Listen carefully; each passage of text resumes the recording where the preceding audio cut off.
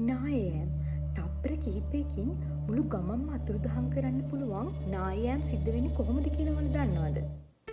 කඳු බෑවුම් වල පස්ගල් ආදී පිහිටා තියෙන්නේ අභ්‍යන්තර ඝර්ෂණය නිසා.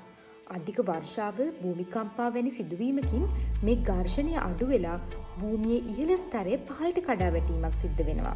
මේ නායෑම් වලට අධික වැසි, භූමිකම්පා වගේම ගස් කැපීම, මාර්ග කටයුතු වලට කඳු කප්පාදු කිරීම හේතු වෙලා තියෙනවා. මේ නායෑම් වලින් මිනිස් ජීවිත දහස් ගණනක් වගේම විශාල ආර්ථික හානි සිද්ධ වෙලා තියෙනවා. ඇත්තටම මෙච්චර ව්‍යසනයක් වෙන්න කලින් අපිට මේක අඳුර ගන්න බැරිද? පොළවේ ඉරිතැලීම්, බිත්ති ඉරිතැලීම් ඇති වෙනවා නම්, ගස් එක පැත්තකට ඇලවීමක් තියෙනවා නම්, පොළවෙන් ජලලින් උල්පත් ජලය මතුවෙනවා නම්, තව පොළවෙන් ගැඹුරු හඩක් ඇති වෙනවා නම්, ගංගා දොරවල් වල රළු පස් එකතු වීම දක්නට ලැබෙනවා නම්, ඒ කියන්නේ ඉතාමත් සැලකිලිමත් වෙන්න. මේ ලක්ෂණ තියෙනවා නම් ඔබේ ප්‍රදේශයත් අවදානමක තියෙනවා වෙන්න පුළුවන්. මේ නායෑම් වළක්ව ගන්න බැරිද අපිට?